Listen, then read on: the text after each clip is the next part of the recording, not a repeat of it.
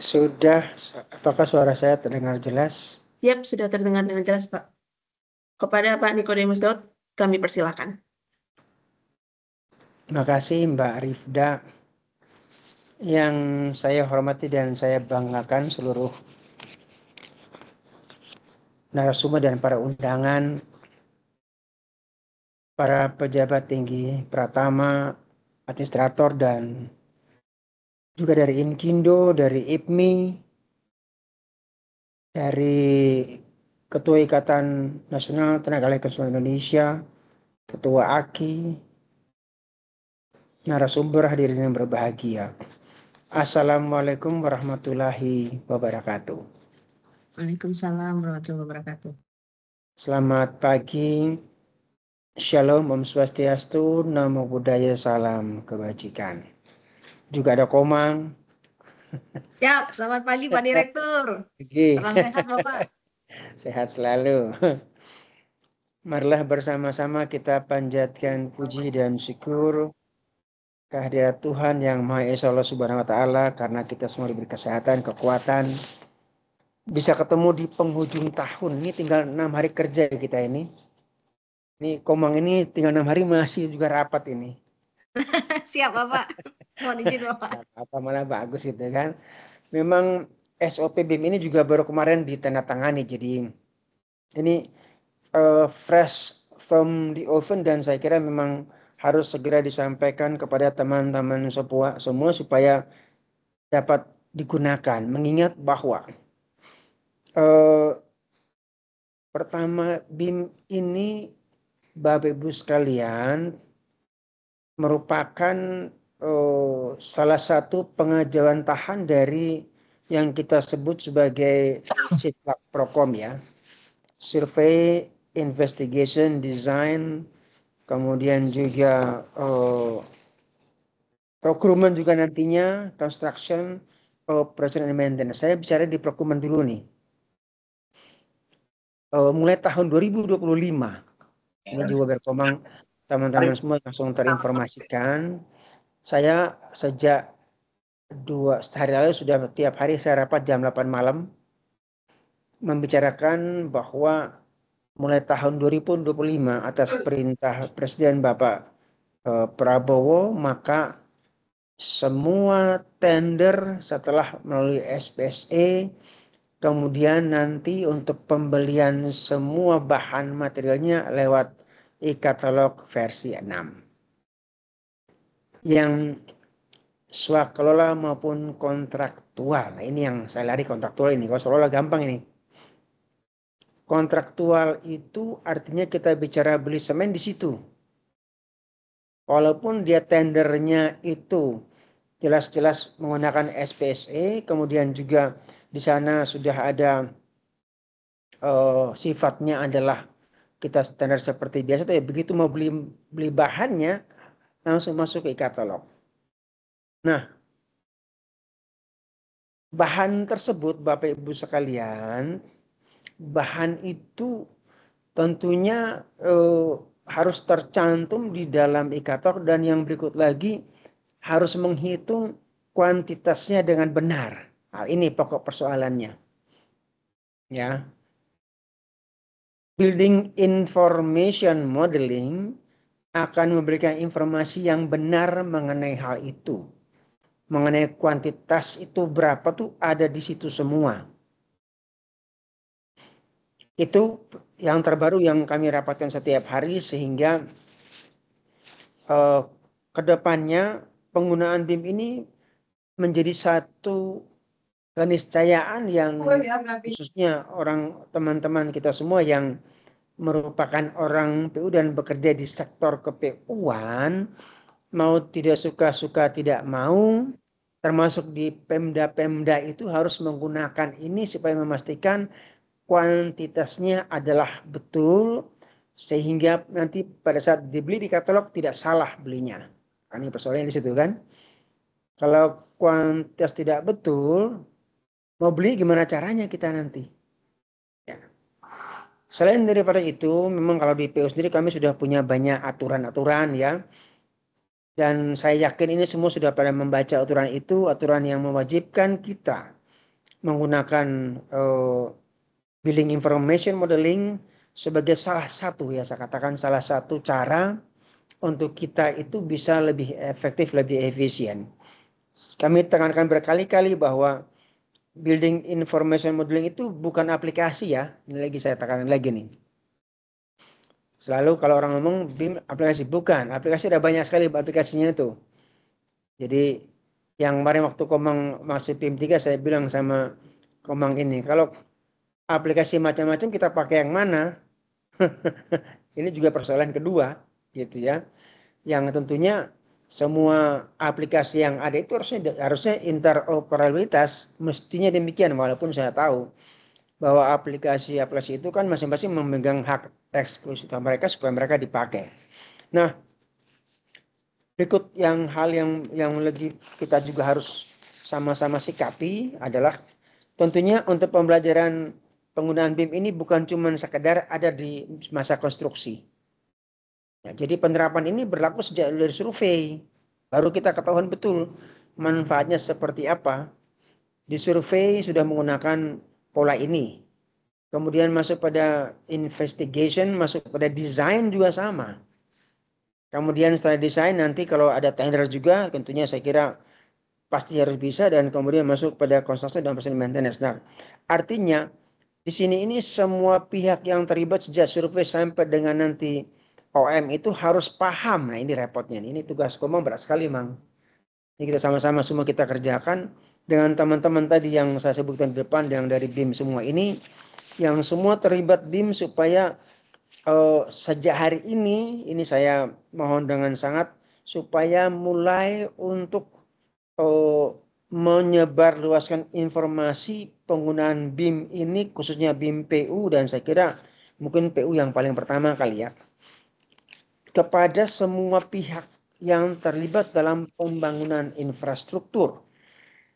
Kita artinya sebagai pengguna jasa, berikutnya penyedia jasa, berikutnya lagi adalah juga rantai pasok, dan di sisi pengguna jasa sendiri pun juga kita KL juga Pemda, juga panitia tender harus paham semua nih, kalau enggak kita enggak jalan. Kemudian juga teman-teman dari konsultan yang akan melakukan survei harus paham juga. Maka kita sudah buat SOP, sudah bagus. Yang jadi persoalan sekarang adalah bagaimana penerapannya, bagaimana memberikan tahu kepada semua pihak tadi itu yang mestinya dijadwal nanti sama-sama dengan Binekon Komang ya. Kita jadwal supaya pada saat nanti kita ke Pemda, kita ngomong ke Pemda.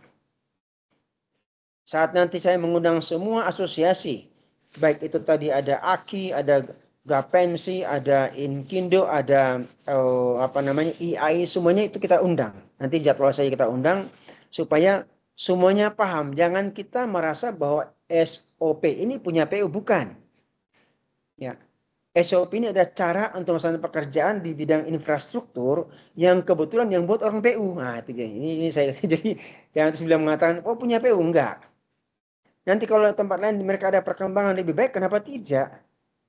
Kami dari PU selalu terbuka atas hal yang sifatnya inovatif supaya ke depan itu kita membangun lebih cepat, dan yang paling utama dari semua itu adalah semua kuantitasnya adalah betul adanya. Ya. Semua kuantitas. Seperti contoh yang saya hadapi pakai satu aplikasi itu yang sangat menarik adalah waktu itu saya ceritain begini dan kami coba sama-sama. Yang namanya beton itu punya tulangan. Volume meter kubik beton itu ternyata tidak dikurangi dengan tulangannya. Padahal tulangan lumayan banyak itu. Jadi secara kuantitas itu volumenya si beton mestinya berkurang. Nah, kan gitu kan. Ini kan tidak.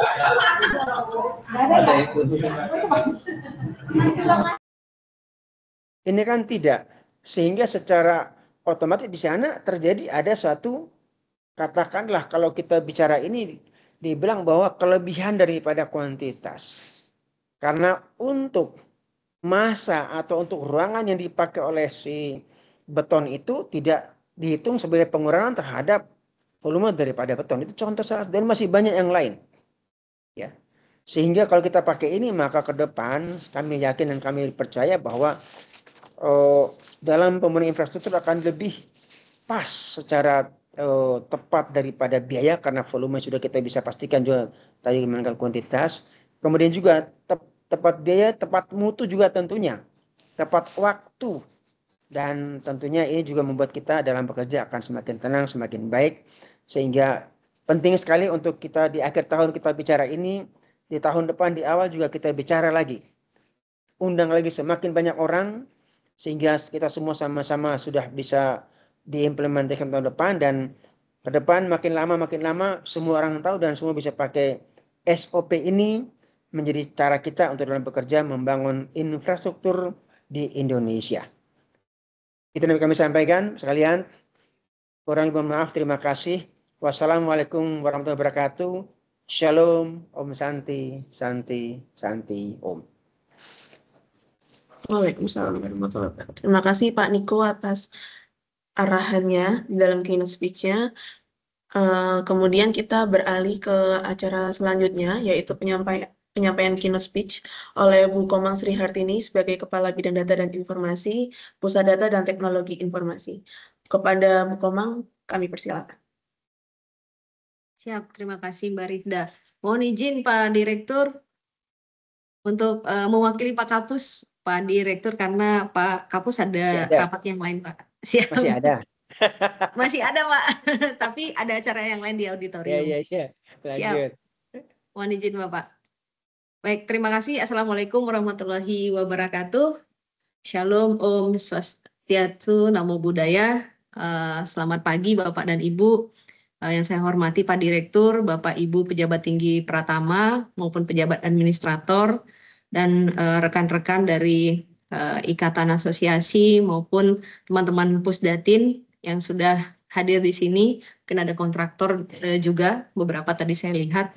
Saya mohon izin share screen, mungkin sedikit menginformasikan Pak Direktur sekalian melaporkan yang sudah kami kerjakan bersama dengan teman-teman di Pusdatin, dibantu juga oleh teman-teman kontraktor, konsultan, BUMN juga Pak. Jadi kami campur-campur, ada juga teman-teman Poltek PU yang aktif membantu kita Pak untuk mewujudkan integrasi data BIM di Kementerian PU. Sudah terlihatkah Mbak Rifda? Sudah terlihat Ibu. Siap, baik, terima kasih. Baik, ini mungkin tadi sudah dijelaskan juga oleh Pak Direktur secara komprehensif ya. Jadi dari proses planning, survey investigation, design, land acquisition, construction, operation and maintenance ini sebenarnya BIM itu memegang peranan penting. Jadi kita managing data, kemudian semua dokumen-dokumen dan informasi tentang konstruksi itu seharusnya bisa dielaborasi di dalam satu platform BIM. Tadi juga sudah disampaikan bahwa ke depannya ini semua proses pengadaan itu harus melalui e-katalog. Sehingga model-model BIM, kemudian data-data BIM yang nanti kita sudah kumpulkan gitu pada Pak Direktur izin dalam bentuk BIM library ini juga bisa menjadi masukan yang baik dan bisa kita koneksikan dengan e-katalog dari LKPP Pak Direktur. Kemudian proses BIM kita mungkin ini sudah diketahui juga oleh Bapak dan Ibu, teman-teman. Jadi dari proses perencanaan sebenarnya, jadi dari pre-construction, construction sampai operation and maintenance, ini kita semua bisa menggunakan BIM. Jadi mulai dari modelnya dulu ketika proses desain, kemudian ketika proses pre-construction and construction itu menjadi project information model, lalu pada saat operation and maintenance itu menjadi asset information model. Nah ini banyak hal yang kita bisa lakukan itu dengan menggunakan data-data BIM, yaitu ada class analysis, engineering analysis, virtual simulation test. Lalu pada waktu construction itu kita bisa menghitung quantity take off, kemudian membuat schedule, quality control, lalu ada MONEF-nya juga kita bisa lakukan. Nah, pada waktu operation and maintenance, kita bisa membuat atau men-setting up control room, kemudian bisa memprediksi kapan suatu bagian benda atau poin-poin di dalam infrastruktur atau konstruksi yang kita buat tuh kapan sih harus di maintenance. Lalu kita bisa mengakses itu dengan menggunakan smartphone. Jadi tidak lagi orang-orang harus melakukan itu dengan menggunakan hard copy. Mungkin hard copy tetap diperlukan untuk part-part tertentu, tetapi mostly dokumennya sudah menggunakan dokumen digital.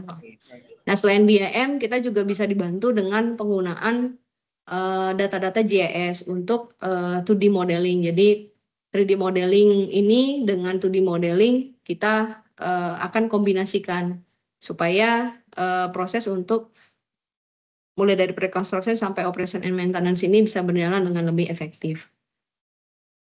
Nah, mungkin konstruksi digital ini juga memanfaatkan 3 hal pasti.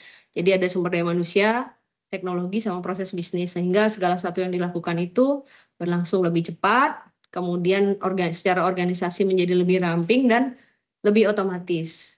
Nah, untuk melakukan proses-proses ini, kita perlu tadi sudah disampaikan juga oleh Pak Direktur bahwa kita butuh aturan-aturan. Nah, aturan-aturan itu sebenarnya kita sudah cukup lengkap, jadi masing-masing Direktorat Jenderal Teknis itu sudah punya regulasi implementasi BIM. Nah, regulasi-regulasi ini kemudian kita coba untuk membuat dalam satu guidelines gitu. Mungkin guidelines ini juga tidak sempurna, jadi kami mencoba membidik kita membuat guidelines untuk apa yang kita lakukan sebagai integrator data. Jadi di tahun 2029 kita harapannya ini semua paket pekerjaan di PU itu sudah menerapkan BIM dan datanya bisa terintegrasi dengan BMN. Mungkin BMN-nya belum sampai yang detail sekali, misalnya pintu gitu, pintunya ada berapa, kemudian nomor BMN-nya berapa. Nah, kita harapannya mungkin bisa bertahap, yang paling tidak infrastruktur kita sudah terdata dan sudah punya model BIM-nya. Misalnya kita punya sekitar 245-an bendungan. Nah, sini semua data bendungan itu kita sudah punya model 3 dimensinya maupun punya asset information modelnya. Nah, selama dari tahun 2023 ke 2029, kita juga melakukan beberapa hal. Jadi kita membuat yang salah satunya yang sekarang kita akan sosialisasikan yaitu SOP BIM PU. Lalu kita juga membuat dashboard BIM itu untuk menampilkan data-data 3D model atau asset information model yang sudah kita punya, serta kita juga membuat data-data yang kita kumpulkan itu ke dalam satu city information modeling atau SIM. Jadi kita tidak berhenti di BIM, kita coba untuk mengeksplor lebih jauh apa sih yang bisa kita lakukan. Nah, selain itu kita membuat BIM library juga. Jadi harapannya nanti model-model itu model-model dari manufaktur kita bisa tampilkan di BIM library. Kemudian model-model BIM dari paket-paket kegiatan atau pekerjaan konstruksi bisa kita tampilkan juga di BIM library. Nah, harapannya ini bisa kita koneksikan untuk masuk ke dalam salah satu modul di e-katalognya LKPP. Sehingga tadi yang ditekankan oleh Pak Direktur bahwa quantity gitu ya, quantity itu harus betul sehingga nanti konstruksi itu bisa berjalan tepat waktu, tepat mutu, dan tepat biaya. Kemudian selain itu kita juga ingin membuat gitu ada standar model BIM untuk setiap dimensi, jadi 3D, 4D, 5D, 7D itu seperti apa. Lalu kita selain itu juga melanjutkan nih proses untuk pembuatan asset information model. Nah, seperti kita ketahui ini sekarang kami sudah coba integrasikan, kita punya sekitar 500-an model, tapi saya yakin infrastrukturnya PU itu kalau kita hitung-hitung sangat banyak ya, mungkin mencapai 70 ribuan yang sudah dibangun. Nah, kita coba dari data-data as-built drawing, kita coba buat modelnya. Jadi model-model ini nanti akan memperkaya dashboard BIM yang sudah disusun. Nah, tantangannya mungkin setiap unit organisasi itu punya tantangan sendiri-sendiri. Jadi ada yang mungkin karena flow bisnis di setiap bagian atau direktorat jenderal itu berbeda, jadi tantangannya beda-beda. Ada yang karena divisinya berbeda antara perencanaan dan konstruksi, ada juga karena proses pembangunan infrastrukturnya itu dibagi secara bertahap. Jadi misalnya seperti contohnya misalnya bendungan. Bendungan ini proses pembangunannya dibagi per paket pekerjaan. Misalnya ada yang membangun spillway-nya saja, ada yang membangun tubuh bendung, kemudian ada yang membangun mikrohidronya. Nah, kalau untuk jalan dan jembatan, ini ada perlu regulasi BIM untuk proyek-proyek yang sifatnya preservasi jalan. Sehingga karena lokasi-lokasi dari proses pembangunan preservasi itu tidak secara menerus, tapi biasanya ada spot-spot saja. Kemudian untuk Perkim atau gimana ya, untuk Cipta Karya ini perlu regulasi BIM untuk setiap jenis infrastruktur. Jadi infrastruktur Cipta Karya ini cukup banyak, tetapi kecil-kecil. Nah, ini masing-masing daripada jenis infrastrukturnya itu perlu dibuat regulasinya. Karena tidak semua bangunan gedung gitu, misalnya yang dibangun oleh Cipta Karya itu, misalnya luas lantainya 2.000 lebih dari 2 lantai, tapi ada juga yang kecil-kecil. Kemudian penggunanya kadang tidak terlibat dalam perencanaan. Jadi kadang pada waktu proses penyerahan atau aset manajemen itu ke operation and maintenance, kadang ada sedikit miss gitu informasi. Nah, ini juga kita perlu jembatani. Untuk perumahan kita perlu template sebenarnya untuk desain apartemen yang tipe standar, sehingga nanti kalau kita punya tipe misalnya studio A itu apa saja yang ada di dalam daripada bangunan tersebut, kemudian tipe studio B seperti apa, 1 bedroom, 2 bedroom, 3 bedroom, dan seterusnya. Nah, sehingga kemudian yang terakhir mungkin ini sama ya, jadi pengguna infrastrukturnya itu mesti aktif terlibat, sehingga pada waktu serah terima aset yang direncanakan sama yang diserah terimakan tuh ya kalau melihat distribusi normal mungkin 99,5% atau sampai dengan 95% itu udah oke. Kemudian ini alur integrasi BIM, alur ini sebenarnya mengikuti dari yang sudah kita kerjakan untuk alur data dan informasi infrastruktur. Nah, di mana tahapannya setiap paket-paket pekerjaan ini sepertinya harus terintegrasi dengan yang kita sebut Common Data Environment yang dikelola oleh masing-masing unit organisasi. Nah, setelah terkoneksi dengan Common Data Environment punya unit organisasi, baru ke CD integrasi PU yang dikelola oleh Pusdatin. Kenapa kita membuat satu tahapan lagi dengan ada CD integrasi UNOR? Ini harapannya nanti pengelola data dan informasi di unit organisasi itu juga punya data BIM-nya. Karena kalau langsung gitu ya ke Pusdatin itu sebenarnya tidak ada masalah secara sistem, tetapi nanti unit pengelola data dan informasi di unit organisasi ini nggak akan punya data, sehingga ini lebih mudah juga untuk quality dan quality control. Jadi teman-teman di Datin, kita sebutnya Datin UNOR, itu punya data, kemudian bisa melakukan quality control juga. Nah, yang kedua, data-data ini bisa juga menjadi masukan untuk teman-teman di perencanaan. Jadi untuk perencanaan anggaran di tahun depan, dan 2 tahun depan, itu bisa menggunakan baseline data tersebut. Nah, di akhir nanti baru kita tampilkan atau publikasi dengan dashboard BIM PU. Ini mungkin Bapak Ibu nanti bisa akses. Jadi di dashboard BIM PU itu kita sudah punya 526 paket kegiatan ya, yang kita gabungkan di situ. Kemudian kita punya rekaman dari setiap klinik BIM. Jadi untuk jadi sharing knowledge juga ke Bapak dan Ibu yang ingin mendalami BIM. Ada regulasi-regulasi, kemudian materi-materi BIM yang disediakan oleh teman-teman dari pengelola software maupun juga ada dari kontraktor-kontraktor. Kemudian ada video tutorial dan ada BIM library. Nah, BIM library ini yang nantinya ingin kita koneksikan dengan e-katalognya LKPP. Nah, ini hasil capaiannya. Jadi ada yang paling tinggi untuk unit organisasi atau di Direktorat Jenderal Bina Marga, lalu sumber daya air, cipta karya, yang terakhir perumahan. Untuk jenis paketnya ini paling banyak memang dari kita sendiri, jadi ada data as build drawing, kami buat model, lalu yang kedua disusul oleh data-data PSN, baru non PSN, IKN, dan terakhir dibantu oleh teman-teman Poltek PU. Nah, mungkin ini baru sedikit karena kita kerjasama dengan Poltek PU mungkin baru 3-4 bulan belakangan, karena kita juga kewalahan ya asbil membuat satu build drawing itu menjadi model 3D itu kadang membutuhkan waktu 4-5 hari untuk model yang sederhana.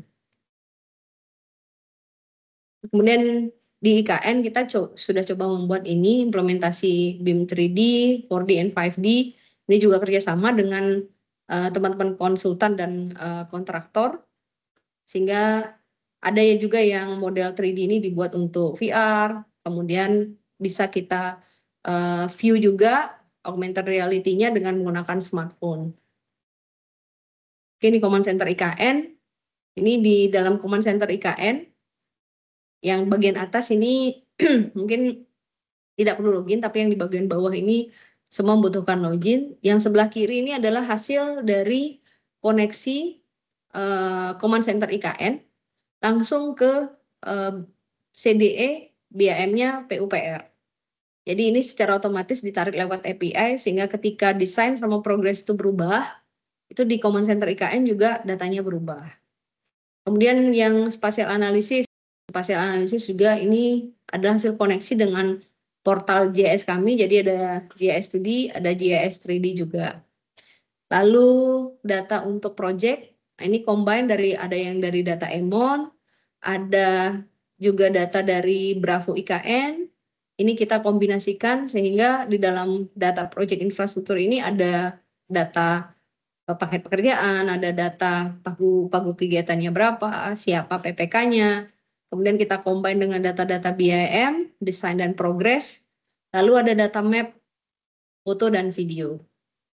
Kemudian yang terakhir kita juga coba memasukkan bagian dari Internet of Things. Sekalian kita belajar bagaimana koneksi data GIS, kemudian BIM, lalu data IoT, untuk nanti kita memasukkan data-data ini ke dalam City Information Model. Jadi ada fleet management dan CCTV untuk IKN.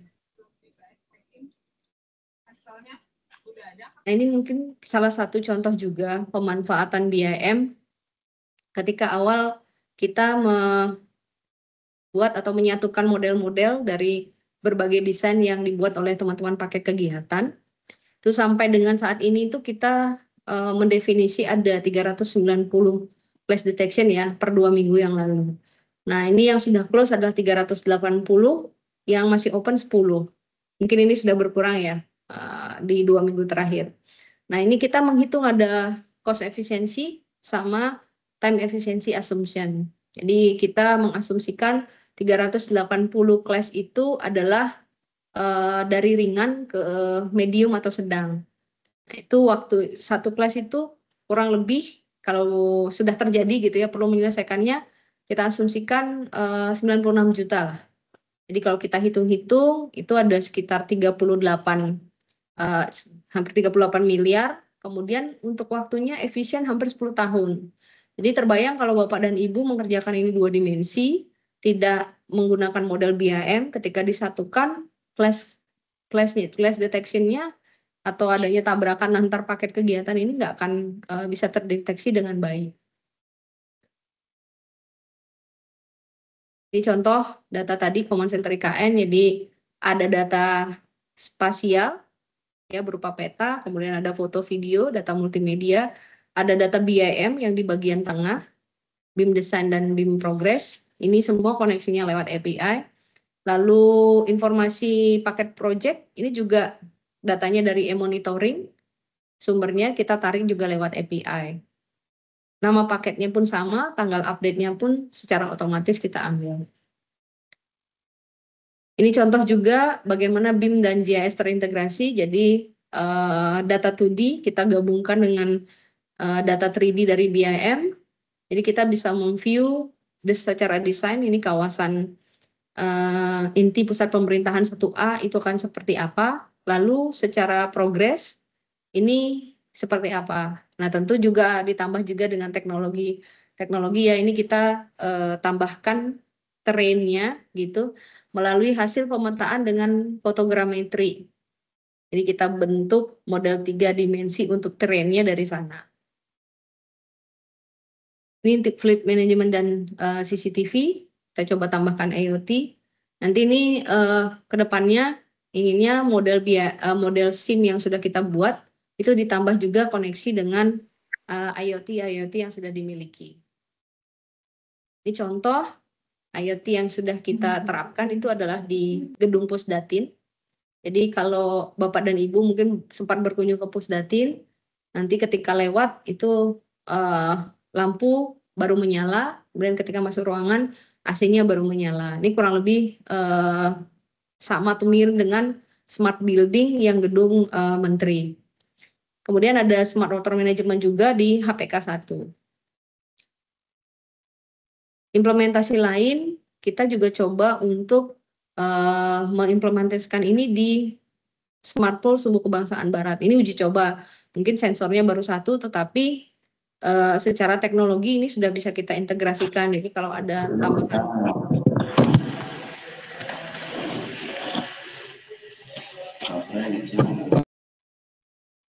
nanti ada tambahan sensor bisa langsung diletakkan aja di smart pole yang ada di Sumbu Kebangsaan Barat maupun Timur.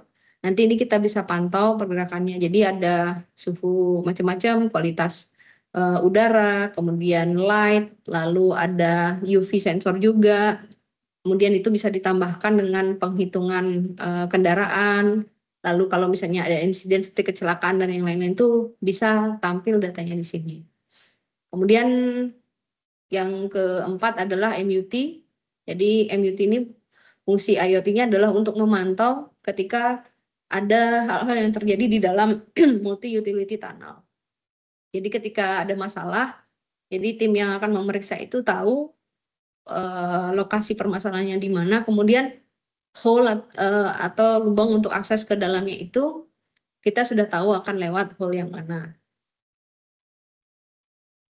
Untuk klinik BIM sebagai ajang kita untuk bersharing pengetahuan-pengetahuan ini kita sudah punya 30 sesi. Jadi klinik BIM ini dilakukan setiap bulan 1 kali. Jadi kalau dihitung-hitung kita sudah melakukannya selama 2,5 tahun dan ini jadi banyak sekali sumber pengetahuan kepada kami.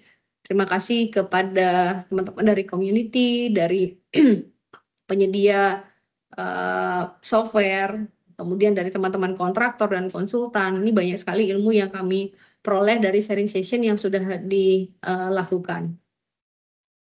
Dan yang terakhir ini kita sedang mengembangkan City Information Model. Jadi kita combine tadi data BIM, data GIS, data IoT, data fotogrametri dari drone, kemudian data-data statistik. Ini harapannya kita bisa mengembangkan ini di tahun depan dengan lebih baik gitu. Sehingga nanti data-data yang BIM itu nggak berhenti data BIM dan data BIM library, tapi juga kita bisa gunakan untuk analisis-analisis yang lain. Nah, seperti tadi disampaikan, acara hari ini kita ingin ya memberikan informasi gitu. Apa sih kalau kita sebut sosialisasi, ya mungkin ini adalah mini sosialisasi SOP BIM yang sudah disusun. Mungkin ini sebagai tahap awal ya. Jadi ini bukan suatu benda yang tidak bisa direvisi gitu, tetapi justru kita coba membuat dulu dari pengetahuan yang sudah kita miliki. Justru kami istilahnya menyebarkan informasi ini untuk mendapat masukan juga dari Bapak dan Ibu yang hadir di sini. Kira-kira SOP BIM yang kita buat ini apa kekurangannya? Kemudian mungkin juga kalau misalnya ada hal-hal yang ingin Bapak dan Ibu bisa tambahkan itu untuk memperkaya SOP BIM yang sudah kita kerjakan sangat dipersilakan. Gitu. Jadi ini tidak merupakan harga mati ya, gitu, harga mati dulu gitu. Tapi kita membuat ini tuh sebagai baseline. Nanti kalau ada perbaikan-perbaikan kita tampung, kita akan lakukan continuous improvement. Jadi perbaiki terus kan kita nggak sempurna juga dalam membuat sesuatu karena kami juga ada keterbatasan dalam pengetahuan. Mungkin itu saja yang bisa saya sampaikan, Bapak dan Ibu. Terima kasih banyak atas perhatiannya. Mohon maaf kalau ada kesalahan atau yang kata-kata yang kurang tepat. Saya akhiri. Assalamualaikum warahmatullahi wabarakatuh. Shalom, Om Santi Santi Santi, Namo Buddhaya. Saya kembalikan ke Mbak Rifda. Baik, terima kasih kepada Bu Komang atas pemaparan capaian integrasi BIM di Kementerian PU selama tahun 2024. Selanjutnya, kita akan memasuki sesi pemaparan teknis. Sesi ini akan disampaikan oleh Muhammad Ihsan sebagai Ketua Tim BIM dan Pengukuran Referensi Pusdatin dan berkolaborasi dengan Rizka Hadwiansyah sebagai tenaga ahli penyusunan SOP BIM PU yang akan membahas lebih rinci tentang SOP BIM PU secara teknis. Kepada Mas Ihsan dan Mas Rizka, saya persilakan. Baik, terima kasih Mbak Rifda atas sampaiannya. Bapak Ibu, mohon izin Pak Direktur, mohon izin Bu Komang, mohon izin Bapak Ibu semua. Saat ini kita akan coba untuk mengulik lebih jauh terkait dengan SOP BIM PU tahun 2024, Bapak Ibu. Di sini saya akan berkolaborasi dengan rekan saya, Mas Rizka. Ya, Mas Ihsan. Oke, Mas Rizka ya.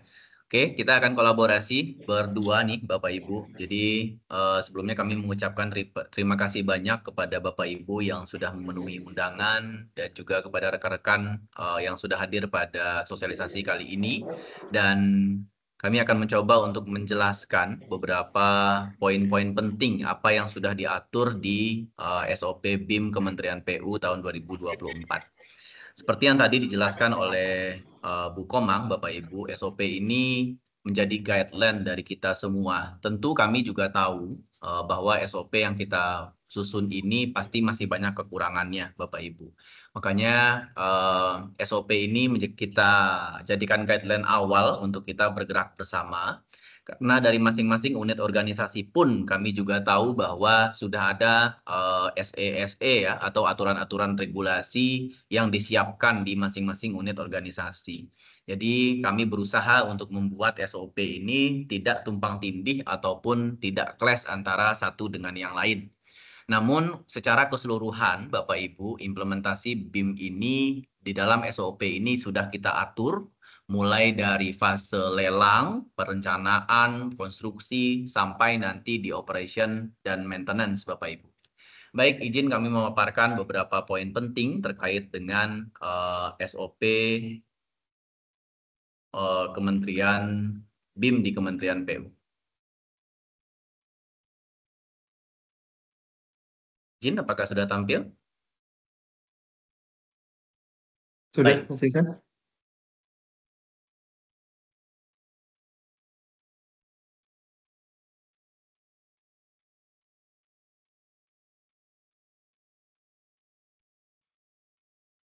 Baik Bapak Ibu, ini adalah outline yang akan kita coba bahas pada hari ini.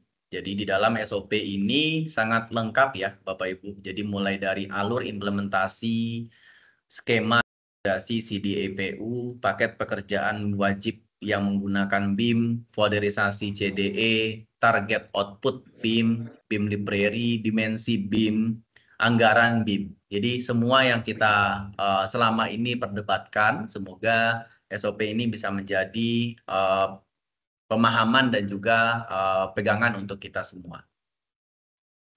Seperti tadi yang sudah disampaikan oleh Bu Komang sebelumnya, bahwa SOP BIM ini baru disahkan oleh Pak Direktur, Pak Niko, dan juga Pak Kapusdatin di tanggal 13 Desember 2024. Dan ini benar-benar baru fresh from the oven, Bapak Ibu semua.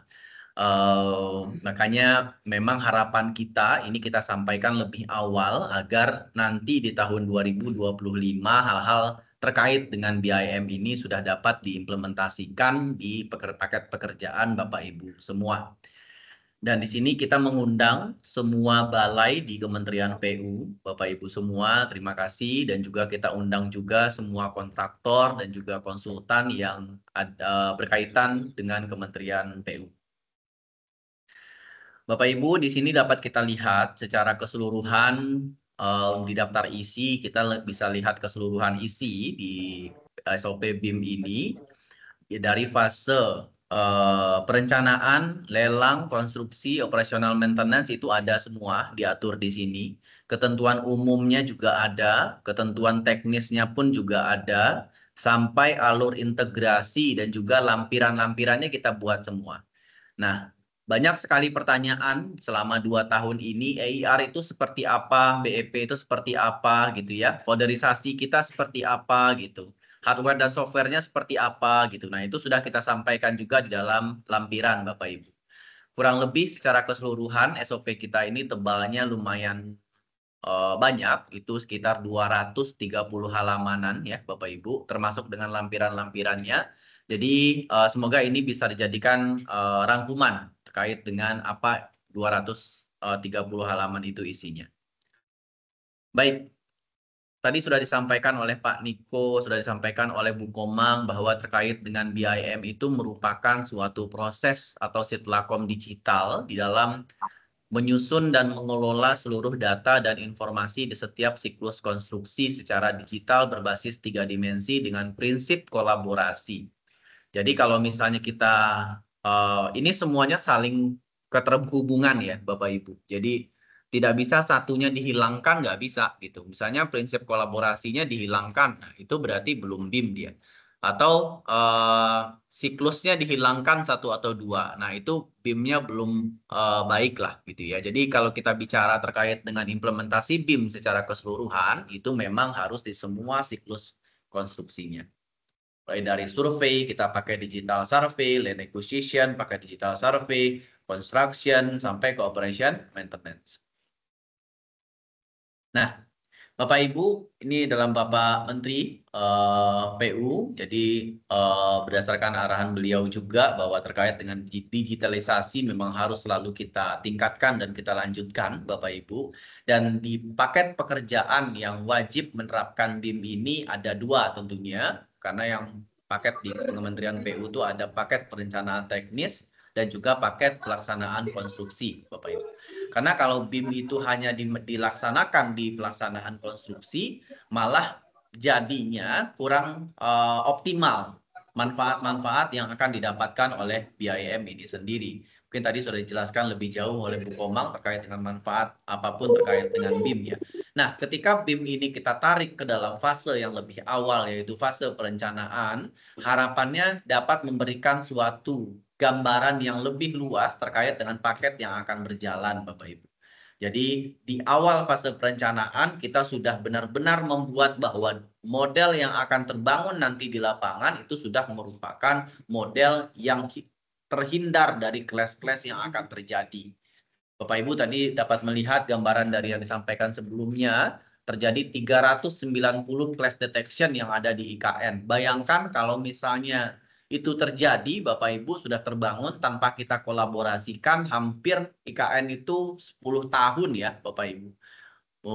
Kita butuh waktu untuk penyelesaian clash-clash itu saja gitu ya. Sehingga harapannya memang penggunaan BIM ini dapat menjawab dan juga mempermudah dari kita sebagai sisi owner, dari kontraktor sebagai sisi pelaksana, dari konsultan sebagai supervisi.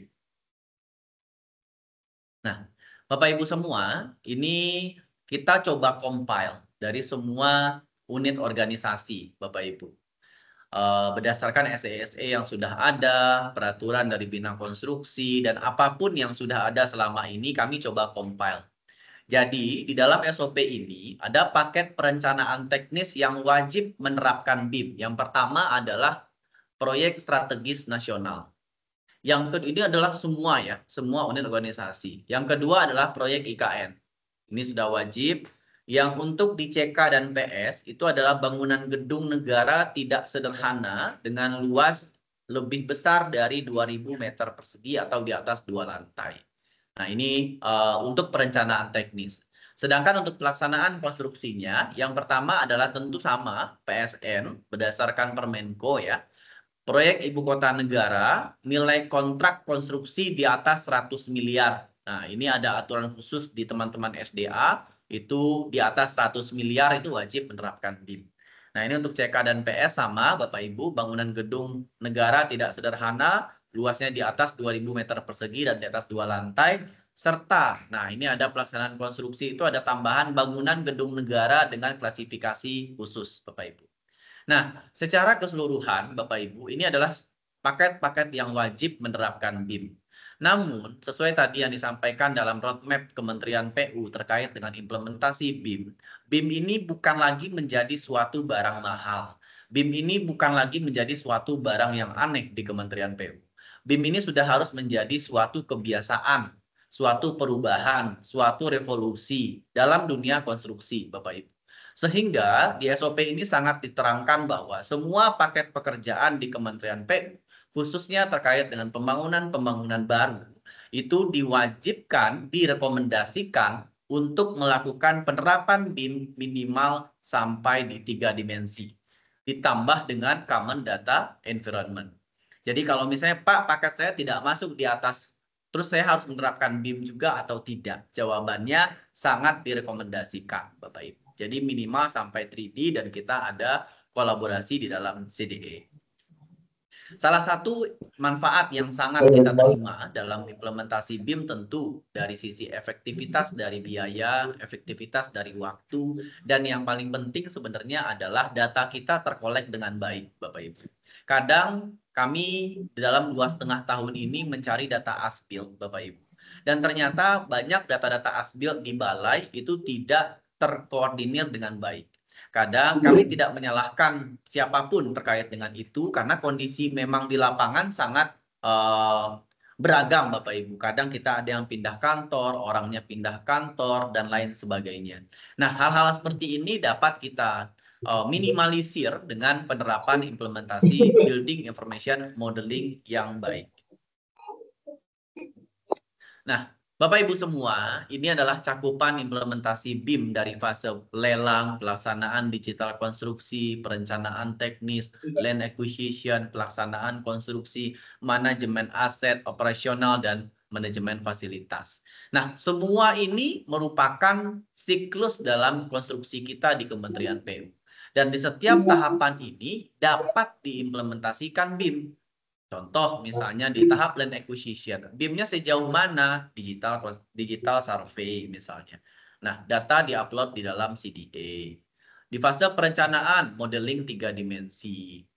LOD-nya 300 misalnya. Dan itu menjadi acuan untuk biaya dalam lelang dan lain sebagainya. Jadi semua cakupan, semua proses, semua tahapan di dalam konstruksi itu dapat diimplementasikan Building Information Modeling.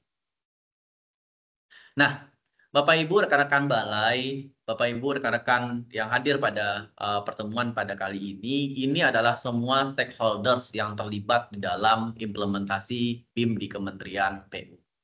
Yang pertama tentu, ini selama ini kita belum ada nih Bapak Ibu, dan berdasarkan SOP ini kami berharap Bapak Ibu di setiap balai wajib mempunyai BIM balai yang isinya adalah PIC dari balai, satker, dan juga PPK. Jadi tim PPK, tim satker, tim balai itu berada di dalam satu BIM balai. Tujuannya apa? Karena BIM balai inilah semua yang lebih mengetahui proyek di masing-masing daerah, Bapak Ibu. Nah, jadi kalau misalnya BIM balai ini sudah ada, semua data dapat kita kolek dengan baik. Jadi BIM balai inilah yang menjadi satu atau dua orang pun sebenarnya cukup, Bapak Ibu. Jadi yang penting ada orang yang ditunjuk sebagai sebagai PIC-nya gitu ya, yang mengatur data-data terkait dengan BIM ini. Selanjutnya ada BIM UNOR terkait, ada BIM di air minum ya di direktorat terkait, ada BIM di rusun, ada BIM di air minum, ada BIM di pembangunan jalan, di jembatan, ada BIM juga di bendungan danau dan lain sebagainya. Nah, yang ketiga adalah BIM Wali Data UNOR. Nah, Wali Data UNOR ini sampai sekarang berdasarkan informasi yang disampaikan oleh teman-teman di Bina Konstruksi itu adalah dari BINTEK masing-masing. Jadi dari teman-teman BINTEK itu merupakan wali data untuk BIM di masing-masing unit organisasi. Kalau pengetahuan kami untuk di Bina Marga, wali datanya ada di BINTEK DPSI Bina Marga. Di teman-teman Cipta Karya juga ada di teman-teman BINTEK Cipta Karya. Di SDA juga ada di teman-teman BINTEK SDA. Nah, untuk teman-teman perumahan, setahu kami ada di SSPIP-nya perumahan. Oke, mungkin kalau ke depannya ada perubahan karena ada perubahan SOTK ataupun kementerian. Nah, itu mungkin nanti dapat disesuaikan Bapak Ibu. Selanjutnya BIM konsultan. BIM konsultan ini merupakan BIM PIC di lapangan yang merupakan orang yang akan melakukan supervisi dalam pelaksanaan BIM di lapangan Bapak Ibu. Jadi data-datanya itu akan disupervisi oleh teman-teman yang ada di konsultan. Jadi ada tenaga ahli terkait dengan BIM ini. Jadi semua data itu akan dikumpulkan di BIM konsultan. Ya, disupervisi oleh BIM konsultan. Selanjutnya adalah BIM kontraktor. Nah, ini tentu pemain utama di dalam BIM di pelaksanaan konstruksi adalah teman-teman BIM kontraktor. Nah, BIM Pusdatin kami penerima akhir nih, Bapak Ibu. Ketika data ini dibutuhkan oleh pimpinan, dibutuhkan oleh masyarakat, dibutuhkan oleh lingkungan Kementerian PU, kita akan menampilkan di dalam dashboard BIM PU. Nah, user, BMN, dan operasional ini sebenarnya merupakan pemain utama juga dalam implementasi BIM ini. Karena dalam implementasi BIM ini, ujungnya adalah di user ataupun di teman-teman BMN dan operasional. Jadi BIM ini tidak hanya sebatas di perencanaan selesai, konstruksi selesai, tapi harus dimanfaatkan di dalam operasional. Teman-teman operasional harus tahu nih, fondasi apa dulu yang dibangun di bendungan ini, fondasi jenis apa yang dibangun di struktur jembatan ini, berapa kode BMN-nya gitu. Apa saja informasi, siapa yang tanda tangan, BA-nya mana, dan lain sebagainya. Itu teman-teman operasional wajib tahu, karena yang akan mengoperasionalkan adalah rekan-rekan yang ada di tim operasional nanti. Jangan sampai data ini menjadi satu kesatuan yang terpisah-pisah, Bapak Ibu. Makanya semua data kita collect di dalam CDA Common Data Environment ini yang nanti akan berjenjang nih. Di perencanaan itu dibuka oleh teman-teman perencanaan. Pelaksanaan konstruksi ada PPK konstruksi. Nanti di PPK operasional atau preservasi itu juga mendapatkan link ke dalam CDA ini. Jadi CDA itu memang suatu yang sifatnya terus berkembang. Jadi bukan satu stuck gitu ya. Jadi harapannya semuanya tetap berkembang mengikuti proses dalam pengembangan infrastruktur kita. Nah, Bapak Ibu, ini alur implementasi yang kita coba buat secara sederhana yang menggambarkan proses implementasi BIM di Kementerian PU. Yang pertama, tentu diawali dengan penilaian dan penentuan kebutuhan. Pembentukan tim BIM oleh Kabalai. Penyusunan, nah ini jadi Kabalai minta tolong dibuat dulu nih tim BIM-nya. 1 atau 2 orang atau 3 orang atau berupa tim, mangga silakan. Setelah itu ada penyusunan dokumen seperti OIR, AIR, PIR, standar, metode, protokol BIM gitu ya. Nah ini kalau Bapak Ibu bingung gitu ya, nah ini kita sudah siapkan contoh-contoh di bawahnya. Kalau OIR, AIR, PIR ini mirip-mirip yang kita siapkan adalah KAK-nya lah gitu. Nah, EIR itu adalah Exchange Information Requirement. Atau bagaimana kebutuhan kita dalam berbagi informasi nanti dengan teman-teman yang ada di kontraktor ataupun konsultan. Nah, itu adalah kebutuhan kita sebagai owner, Bapak Ibu. Nah, setelah di sana selesai, dari tim PPK itu menyampaikan kesiapannya kepada BINTEK. Misalnya di teman-teman BINTEK Bina Marga. Teman-teman BINTEK Bina Marga, tolong open dong CDA terkait dengan pembangunan tol 5A yang ada di IKN misalnya gitu. Nah, itu koordinasi tuh antara balai dengan BIMTEK. Jadi yang membuatkan CDA, yang membuatkan Common Data Environment itu tetap ada di wali data masing-masing. Bina Marga di DPSI, SDA di BIMTEK SDA, CK di BIMTEK Cipta Karya, Perumahan di SSPIP ataupun Direktorat Teknis. Jadi Bapak Ibu itu yang di awal kita lakukan. Jadi nggak ada lagi penyedia jasa yang menyiapkan CDA-nya masuk ke dalam hubnya teman-teman penyedia jasa. Tapi semuanya sudah ada di hubnya Kementerian PU. Nah, jadi harapannya semua data kita terkolek di dalam satu sistem yang sama. Selanjutnya, persiapan lelang. PPK bersama tim balai menyiapkan template BEP, PPK mengupload EIR di dalam CDE, PPK memastikan EIR, dan dilaksanakanlah proses lelang. Jadi pada saat di awal Bapak Ibu, PPK memasukkan paket pekerjaan ini wajib menerapkan BIM sesuai dengan EIR terlampir yang disesuaikan dengan SOP BIM PU tahun 2014 atau SOP wali data masing-masing unit organisasi. Nah, itu tolong disampaikan di dalam KAK. Sehingga teman-teman penyedia jasa tahu, oh ternyata BIM-nya maunya seperti apa. Gitu. Oh ternyata penyedia jasa, si pengguna jasa atau owner butuhnya BIM-nya sampai level 5 dimensi nih. Gitu. Sampai dimensi 5. Gitu. Dia butuh sampai biaya. Oh ternyata ini pengguna jasa butuh BIM-nya sampai ke 6 dimensi. Dia sampai butuh energi analisis gitu dan lain sebagainya. Bapak Ibu. Nah setelah itu respon lelang. Peserta lelang mengajukan dokumen pra-BEP dalam sistem pengadaan. Jadi ada pra-BEP-nya ini. Saya dari teman-teman waskita. Oh teman-teman waskita kami dengan EIR yang sudah disampaikan. Ini loh rencana pelaksanaan kami terkait dengan BIM itu seperti ini. Gitu. Nah itu disampaikan Bapak Ibu. Nah, di proses seleksi tentu dilakukan dengan sesuai dengan keseluruhan metode dan ketentuan dalam proses PBJ ya, Bapak Ibu. Nah, dalam kontrak, pembahasan implementasi BIM antara owner dan pemenang lelang atau penyedia jasa terkontrak itu dilakukan kembali, Bapak Ibu. Dan penyedia jasa menyiapkan pos BEP-nya sesuai dengan hasil PCM. Jadi kita sudah rapat lagi nih, owner dan juga penyedia jasa, semua-semua kita sepakati lagi BEP-nya kita jadikanlah itu BEP atau BIM Execution Plan Post Kontrak. Semuanya kita tanda tangan di sana. Jadi implementasi BIM-nya sampai seperti apa, maunya owner sampai seperti apa, itu sudah terdefine, sudah terjelaskan di dalam BEP Post Kontrak. Nah, selanjutnya dilakukan mobilisasi Bapak Ibu.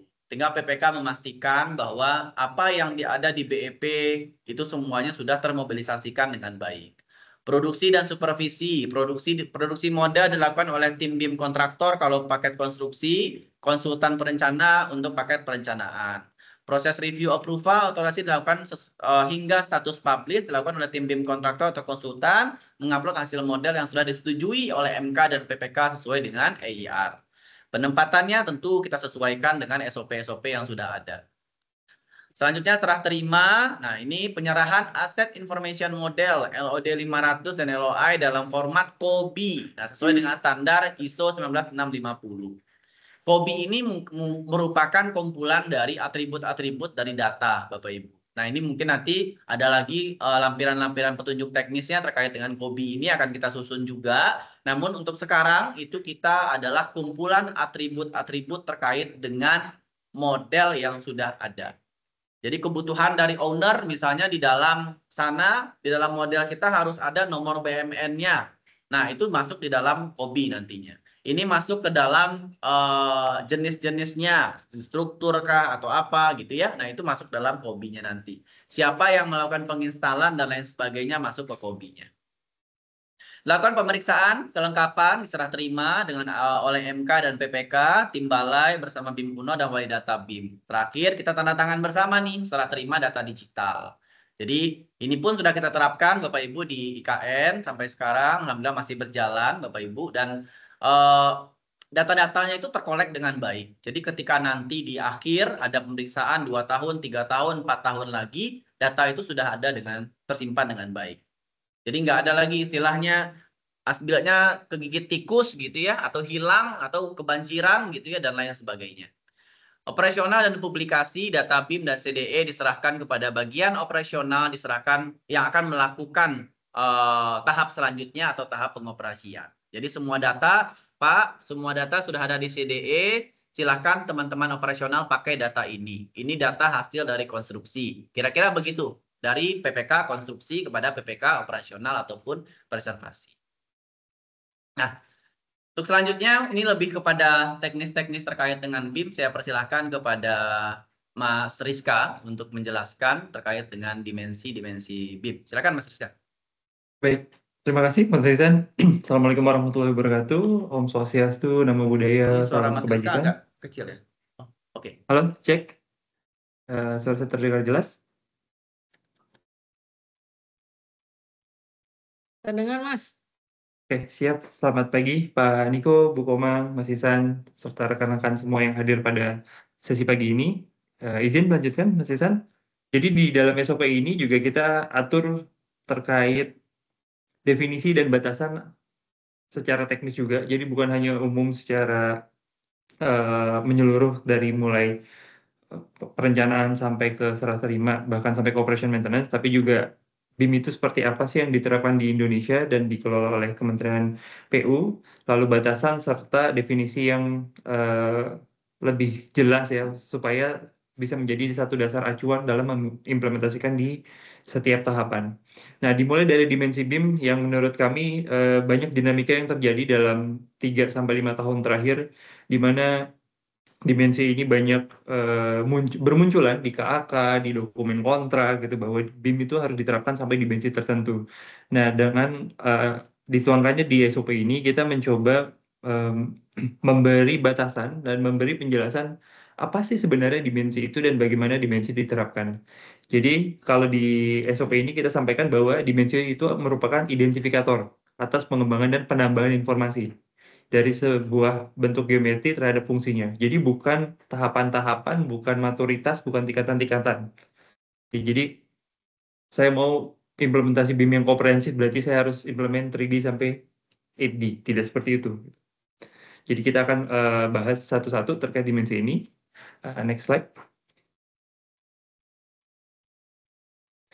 Ini yang paling basic, yang paling mendasar. Seperti yang tadi disampaikan di definisi awal, BIM ini lahir dengan adanya 3 dimensi. 3 dimensi adalah representasi geometri objek, punya koordinat XYZ, ada informasi geospasial atau koordinat geospasialnya, dan memiliki informasi grafis yang bisa dikuantifikasikan, seperti kuantitinya berapa, areanya berapa meter persegi, atau volumenya gitu. Jadi ini yang adalah fondasi dasar dari implementasi BIM, bahwa 3D ini harus ada dan menjadi dasar dari setiap pengembangan untuk dimensi selanjutnya. Oke, dan ini juga diwajibkan diatur juga di PP nomor 16 tahun 2021 terkait konstruksi pada teknologi. Pengembangan selanjutnya adalah 4D. 4D adalah 3 dimensi ditambah informasi scheduling atau informasi jadwal pelaksanaan. Nah, integrasi dua informasi ini digunakan untuk simulasi, analisa, maupun penjadwalan yang akan memberikan informasi terhadap konstruksibilitas suatu infrastruktur atau aset. Jadi kalau dari 4D ini, informasinya bisa didapat dari 3D model yang sudah dibuat tadi, di 3D di awal ini sudah punya nih data 3D-nya. Nah, teman-teman dalam pelaksanaan proyek kan punya timeline, punya master schedule, apakah itu dari Microsoft Project atau Primavera, nah itu diintegrasikan dan dilakukan simulasi untuk menghasilkan 4D. Ya, jadi untuk proyek pada teknologi juga diwajibkan. Selanjutnya kalau kita lihat ke 5D, sama prinsip dasarnya adalah, boleh next, terima kasih. Prinsip dasarnya adalah 3D yang tadi, karena tadi di 3D kan sudah bisa dikuantifikasikan, baik itu quantity, surface atau luasan maupun volumenya. Aspek biaya masuk di dalam 5D ini. Dipahami bahwa dalam pelaksanaan konstruksi, khususnya proyek-proyek design and build atau konstruksi yang di mana desain dan construction EPC juga salah satunya masuk di dalam situ, menjadi salah satu proses yang tidak bisa dipisahkan, sehingga di sini untuk 5D diharapkan adalah atribut biaya terpasang. Kenapa atribut biaya terpasang? Jadi teman-teman di BMN nanti, di fase operasional dan maintenance, mereka dapat mengestimasi berapa biaya yang harus disiapkan apabila ada perubahan, pergantian atas modifikasi atau kerusakan dari aset, barang, komponen yang terpasang.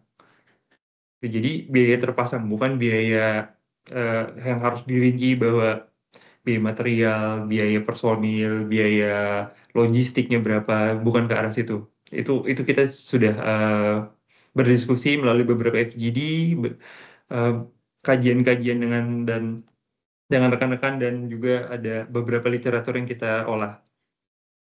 Oke, jadi bukan, dengan ada 5D berarti ketahuan dong harga equipment sekian, marginnya sekian, profit dan keuntungan sekian, manpowernya harganya sekian gitu. Bukan itu yang disasar dari 5D ini. Selanjutnya, untuk 6D, ini merepresentasikan, kembali lagi, bisa jadi 3D-nya di awal, udah punya 3D nih, teman-teman udah mendesain sebuah 3D model atas sebuah aset atau bangunan, lalu ada analisa-analisa energi. Jadi menggunakan third party software atau software lain lagi. Oh, setelah dianalisa hasilnya seperti ini. Nah, informasi itu di-embed atau di-input di dalam atribut dari si objek atau 3D. Ya, atau udah bikin 3D model ya langsung dianalisa di situ. Gitu. Jadi fleksibilitas untuk implementasi segini ini sangat luas ya, terkait sustainability. Apakah model yang dipakai untuk analisa atau hasil dari analisa menggunakan software lain atau dari konsultan sustainability gitu misalnya, itu di-embed atau diintegrasikan ke dalam model. Dan ini apabila ada persyaratan green building atau sustainability, jadi bersifatnya opsional. Oke, selanjutnya untuk 7D ini ranahnya di owner ya, di PUPR, di BMN, bahwa 7D ini adalah bicara user untuk memanfaatkan data-data yang sudah dihasilkan baik dari fase perencanaan maupun dari fase konstruksi. Jadi data tersebut baik 3D modelnya maupun informasinya itu akan dimanfaatkan. Jadi 3D modelnya diekstrak informasinya, apa sih yang sudah di-input, data-data apa yang sudah terintegrasi dengan model itu akan diekstrak dan digunakan untuk pencatatan aset oleh BMN. Yang tadi sudah sempat disampaikan oleh Mas Isan, jadi BMN itu udah punya, begitu salah terima project, udah punya database, data apa saja, barang apa saja, alat apa saja yang ada di sebuah aset itu terbangun, bisa langsung dilakukan pencatatan. Dari situ dilanjutkan lagi oleh teman-teman untuk pelaksanaan operasional dan maintenance. Jadi database-nya menggunakan data yang sama. Bukan pihak operation maintenance nanti ada data seperti apa nih, survei lapangan lagi, melakukan quantity surveying lagi di lapangan terhadap apa saja sih yang akan dioperasionalkan gitu. Jadi ini ranah 7D sebenarnya ada di project owner atau pengguna jasa. Dan yang terakhir terkait 8D, ini yang paling baru, cukup challenging sebenarnya dalam mendefinisikan 8D karena cakupan dan batasannya sangat luas. Namun sudah tertuang di PP 16 tahun 2021 untuk konstruksi padat modal menjadi wajib nih. Nah, bagaimana 8D ini bisa diterapkan? Nah, kita coba menjadi 3 fase. Dari fase desain atau perencanaan teknis, ini mencakup pertimbangan desain akses dan jalur evakuasi atas sebuah bangunan, aset, maupun infrastruktur. Atau integrasi informasi dari potensi bahaya-bahaya atas equipment, alat, atau material yang akan didesain atau akan dibangun. Dalam hal ini mungkin ada spesifikasi khusus terkait atau informasi khusus terkait material handling and safety atau material safety data sheet. Jadi ada barang-barang atau equipment yang dia memerlukan penanganan khusus. Nah, informasi ini bisa mulai di-embed atau disematkan ke dalam si 3D model tadi waktu fase desain. Nah, di konstruksi ini bisa juga mencakup SOP atau metode kerja yang berhubungan dengan keselamatan pada pelaksanaan konstruksi. Jadi misalnya dalam fase konstruksi ada pekerjaan lifting. Nah, teman-teman nanti umumnya buat simulasi atau menunjukkan ini adalah tower crane-nya untuk prosedur lifting bisa diakses melalui link atau tautan di dalam sebuah model atau objek. Atau yang umum dalam bangunan adalah pit ya, pit atau opening lift pit, opening di floor opening, floor cutouts itu masih terbuka dan itu bisa diidentifikasi dengan adanya implementasi 8D ini, identifikasi atas potensi-potensi bahaya. Bukan dibikin modelnya, bukan dibikin model 3D bahwa ya ini kita bikin barricade gitu, kita bikin barricade itu sudah implement 8D, atau kita bikin taruh safety cone di situ di 3D model ada safety cone ini berjejer banyak gitu, kita sudah di 8D. Nah, itu sebenarnya lebih ke konsep 3D-nya ya, bukan ke aspek safety-nya, tapi yang ingin ditekankan di sini adalah safety itu bukan hanya di fase desain dan operasional, tapi di fase konstruksi untuk pemanfaatan bagaimana memetakan area-area yang memiliki potensi bahaya tertinggi. Gitu. Nantinya juga bisa dibuat semacam matriks atau grafik terhadap mana area yang memiliki potensi tertinggi, rendah sampai sedang sampai rendah. Dan yang terakhir, 8D ini juga bisa diterapkan pada operational maintenance. Jadi, pemanfaatan model atau asset information model nantinya untuk operational maintenance untuk mengidentifikasi area-area berbahaya beserta jalur evakuasinya. Jadi, mungkin bukan area berbahaya, lebih ke area yang restricted, area yang tidak boleh diakses sembarangan orang. Lalu untuk safety dan keamanannya juga, baik safety ini di sini bisa menjadi safety atas occupational safety atau safety atas si bangunannya itu sendiri. Nah, di sini untuk operation maintenance dari model yang sudah didapat, kita bisa mulai memetakan lalu melakukan penempatan untuk APAR itu harus ada di mana aja, atau kalau perlu penambahan APAR, bagaimana cara menghitungnya, ada minimum distance-nya atau tidak, berapa meter, seingat saya itu di 20 atau 30 meter itu harus ada APAR. Lalu bagaimana penempatan first aid, bagaimana penempatan AED, lalu master point di operation maintenance, kalau ada evakuasi, mana jalur terdekat. Nah, itu lebih mudah dilihat menggunakan 3D model. Oke. Selanjutnya, di sini juga kami sudah petakan bagaimana sih hubungannya dimensi terhadap fase konstruksi. Dalam hal ini yang ingin kami sampaikan adalah batasan, cakupan, dan siapa yang bertanggung jawab dalam menghasilkan dimensi-dimensi ini. Jadi kalau di awal perencanaan teknis tentu 3D dibuat. Lalu 5D bisa diterapkan untuk quantity surveyor atau cost estimation.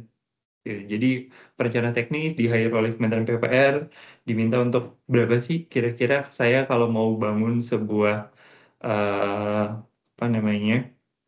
mes atau tempat tinggal baru untuk bangunan 4 lantai. Lalu bagaimana aspek sustainability-nya, 6D-nya apabila dibutuhkan untuk persiapan awal dalam perencanaan. Dan tentu 8D ya, tadi terkait pertimbangan-pertimbangan keselamatan dalam sebuah desain.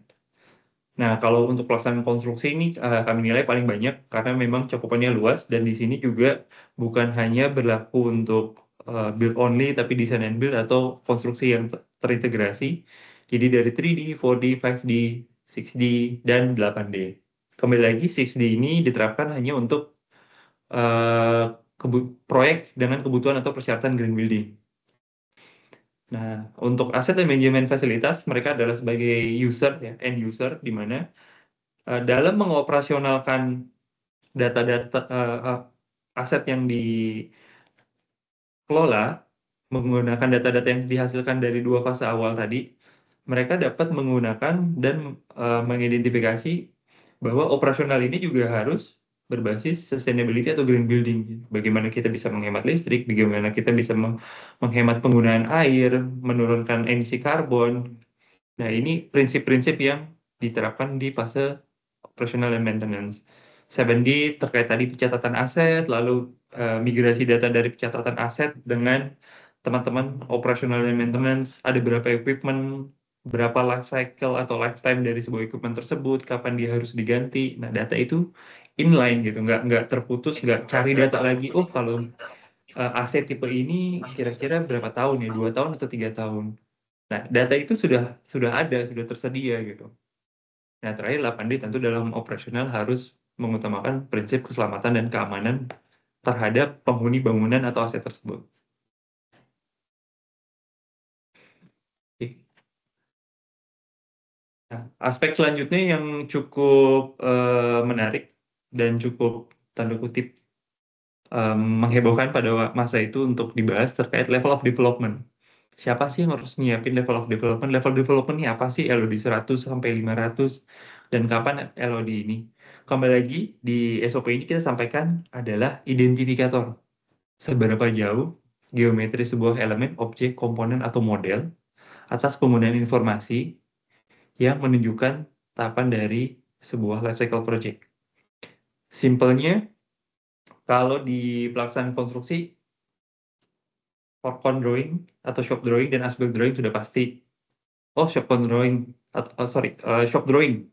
Shop drawing berarti, oh ini gambar konstruksi. As-built drawing, oh berarti ini gambar terbangun. Kita udah di fase akhir. Udah di project closing atau menuju PHO. Construction drawing masih di awal. Desain DED, oh berarti DED masih di tahap sebelum shop drawing nih, nggak mungkin. Shop drawing ada dulu baru DED lahir. Begitu juga LOD. LOD 350, LOD 500, 200. Oh 350 berarti kita di fase konstruksi model ini. Model yang dipakai untuk keperluan konstruksi. LOD 500 model yang dihasilkan dari fase konstruksi yang digunakan untuk keperluan aset manajemen. LOD 200, oh ini model perencanaan masih desain awal. Ini modelnya LOD berapa? 300, oh ini model perencanaan teknis.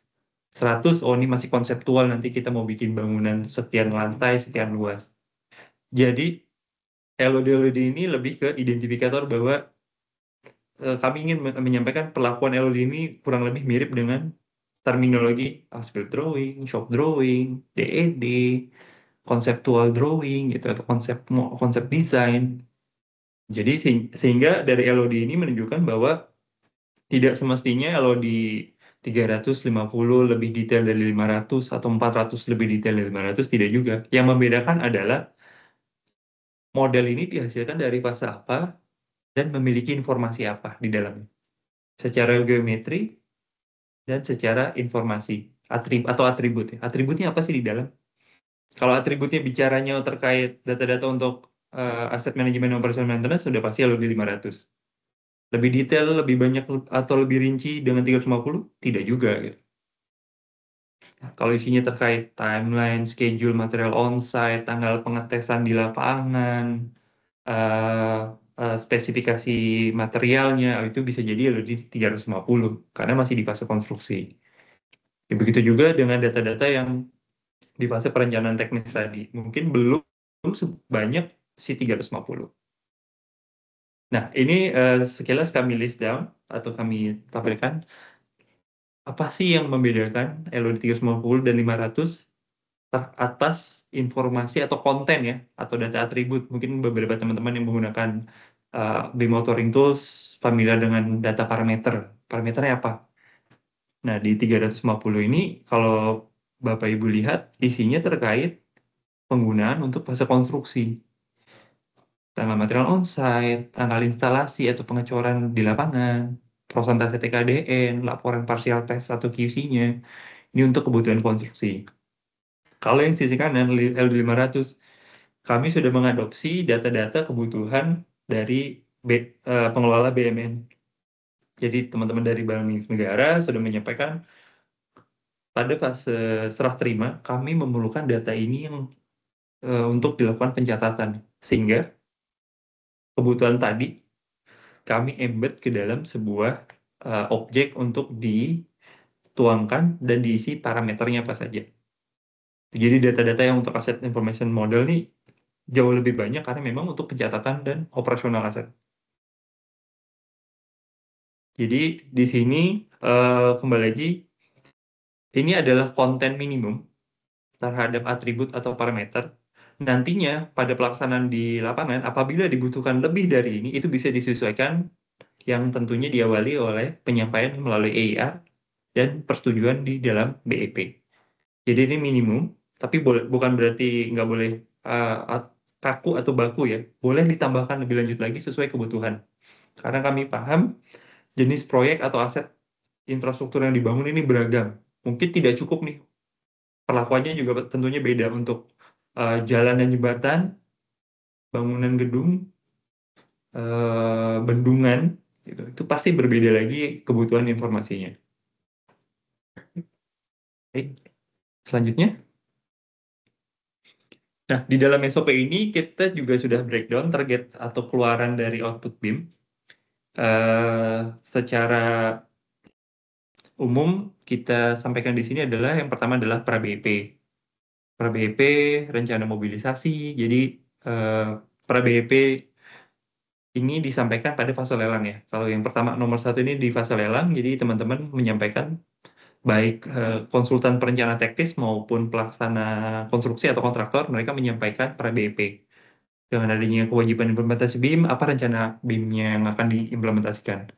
Lalu mobilisasi. Mobilisasi ini kapan tim BIM masuk, kapan software on, kapan hardware standby di site misalnya. Baik itu berupa drone, atau mungkin VR, atau laptop, PC, dan sebagainya. Lalu dilakukan asesmen risiko BIM dari IER yang disampaikan oleh PU. Ada nggak risiko-risiko yang mungkin belum tertuang atau belum terlihat pada masa penyusunan requirement tersebut.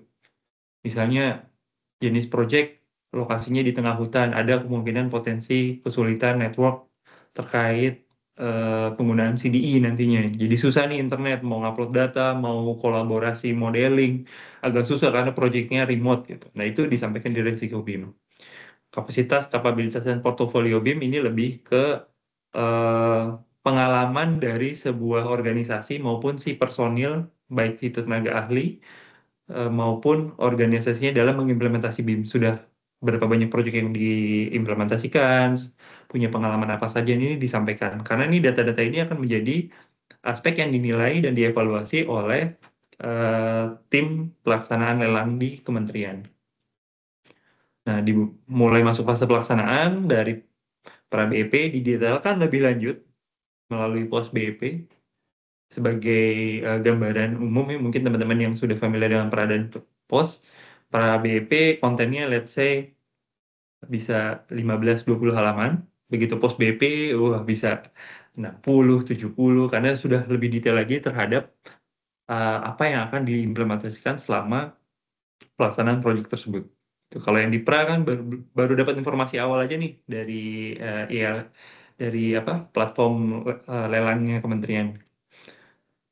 Lalu selanjutnya ada TIDP, Task Information Delivery Plan, daftar model, daftar gambar apa saja yang akan dikeluarkan, ya, yang akan dihasilkan selama pelaksanaan. Pracimetrics, siapa menghasilkan apa, bertanggung jawab terhadap apa.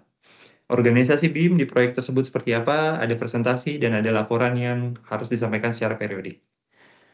Nah, yang ketiga terkait BIM model nih tentunya nih, beserta turunan dan pengembangannya. Yang dimaksud turunan dan pengembangannya adalah dari sebuah BIM model, basisnya 3D, apakah akan diimplementasikan 4D, 5D, 6D, nah itu sesuai dengan EIR dan KAK nantinya.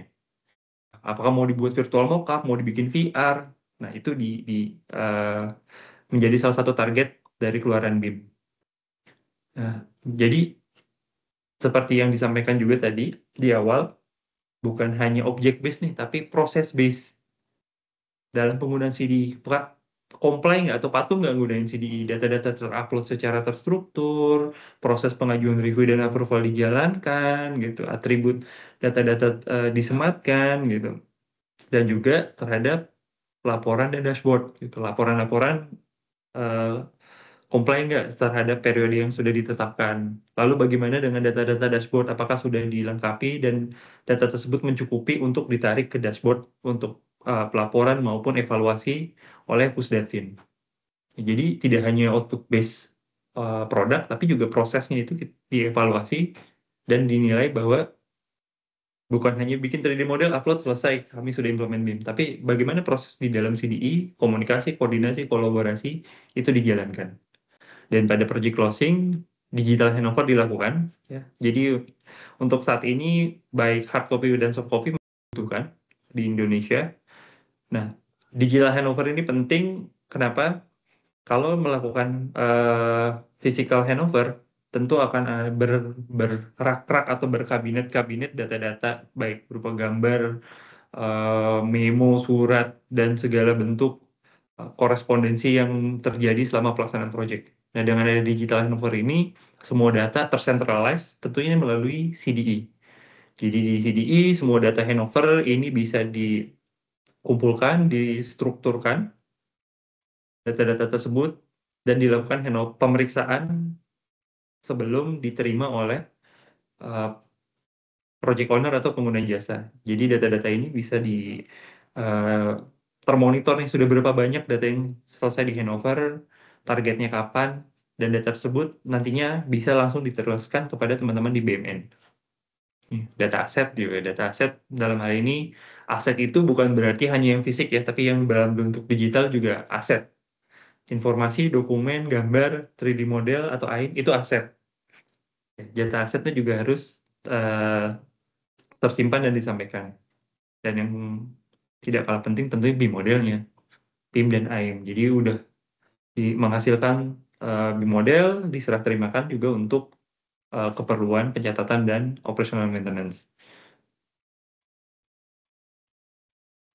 Nah, di sini di dalam SOP juga kita rincikan terkait tugas dan tanggung jawab di fase desain dan perencanaan atau perencanaan teknis. Tentu teman-teman harus menyediakan tenaga ahli, personil, manage BIM dan produksi BIM sesuai KAK. Nah, manage BIM dan produksi BIM ini apa? Nanti akan kita bahas di slide selanjutnya. Mengajukan BIM execution plan, capability statement, kick-off meeting BIM nih, penting. Simple, one day, tapi sangat-sangat penting dan informatif untuk memberikan pemahaman kepada seluruh stakeholder bahwa ya, di proyek ini akan menerapkan BIM dan ini tahapan-tahapan serta implementasi yang akan dilakukan. Jadi di kick-off meeting ini bukan hanya atau terbatas hanya teman-teman personil BIM, tapi juga seluruh stakeholder yang terlibat dalam pelaksanaan proyek. Nah, dalam hal ini proyek perencanaan teknis. Pemodelan, melakukan analisa-analisa, ini dilakukan oleh tenaga ahli ya. Lalu ada class detection, gitu karena dari teman-teman arsitektur, teman-teman struktur atau sipil, lalu teman-teman mechanical, electrical, itu mereka melakukan desain masing-masing, lalu dilakukan class detection untuk kesesuaian integrasi atau interface antar sistem. Memperbaiki dan mengusulkan model optimal, jadi ada optimasi dari sebuah desain melalui beberapa iterasi apabila dibutuhkan, desain yang paling optimal, jalur yang paling efisien, desain yang paling ekonomis mungkin bisa menjadi pertimbangan. Lalu dari model tersebut menjadi referensi penyusunan gambar atau perbaikan apabila dibutuhkan untuk basic engineering design, BED, DED, single line diagram, PNID, dan skematik. Nah, memastikan gambar perencanaan terupdate, mengacu ke BIM model apabila tadi ada perubahan-perubahan. Karena dalam desain dan perencanaan atau perencanaan teknis ini banyak sekali ditemukan masukan-masukan serta kode-kode atau standar yang harus dipatuhi. Gitu. Jadi ada standar SNI misalnya atau standar tertentu yang digunakan. Nah, ini menjadi input. Terakhir, membuat virtual mockup. Jadi dari sebuah desain nanti jadi seperti apa sih? Gitu. Selanjutnya di pelaksanaan konstruksi. Nah, di pelaksanaan konstruksi ini jauh lebih banyak karena pelaksanaan konstruksi ini tidak hanya terbatas pada build only, tapi design and build ataupun skema EPC yang dimana desain itu masuk juga di dalam fase tersebut. Yang pertama sama, menyiapkan personil BIM, baik BIM manage dan produksi, mengajukan BP, capability assessment, risk assessment, mobilization plan. Nah, yang terbaru ini adalah project sensitivity assessment dan IT security plan. Tapi ini khusus ya untuk project yang sensitif. Ini mengacu kepada ISO 45 yang mungkin di awal tahun nanti gitu akan diterangkan lebih lanjut terkait pedomannya. Apa sih aset sensitif dan bagaimana aset sensitif ini harus dijaga baik untuk melakukan preventif dari kebocoran informasi atau penyalahgunaan data. Selanjutnya melakukan BIM kick-off meeting, modeling sesuai IER, class detection juga, memperbaiki dan mengusulkan model optimal, ya ini untuk konstruksi berkelanjutan terintegrasi, design and build atau EPC, memodelkan PIM dengan LOD 350, Asset Information Model 500, menyediakan gambar konstruksi yang mengacu ke BIM model. Jadi menyediakan gambar konstruksi ini bisa melalui dua cara, dari model diekstrak 2D-nya, atau teman-teman mungkin masih banyak melakukan drafting dengan drafting tools, tapi acuannya sudah harus menggunakan BIM model tersebut atau PIM-nya. Jadi dari PIM ada revisi, ada perubahan, setelah class detection penyesuaian untuk ngeluarin gambar 2D-nya masih menggunakan drafting, tidak dilarang ya dalam hal ini, silakan saja, tapi merefer ke BIM model. Oke, next. Ya, terlibat dan berperan aktif dalam CDE karena banyak proses review, approval, kolaborasi, komunikasi di dalam CDE ini. Jadi jangan sampai BIM modelnya bagus, data-data lengkap, tapi di CDE-nya sepi. Nggak ada proses review, comment, feedback, gitu. Data-data tidak tersimpan dan terstruktur. Gitu. Nah, ini sangat-sangat penting. Membuat virtual mockup, gitu. Ini menyesuaikan juga dengan lingkup. Menyusun body simulation, ya, sequence dari konstruksi yang akan dibangun, menyampaikan 5D cost estimation pada asset information model. Biaya terpasang aja nih. Berapa sih biaya terpasang? Jadi teman-teman operasional nggak ngira-ngira lagi.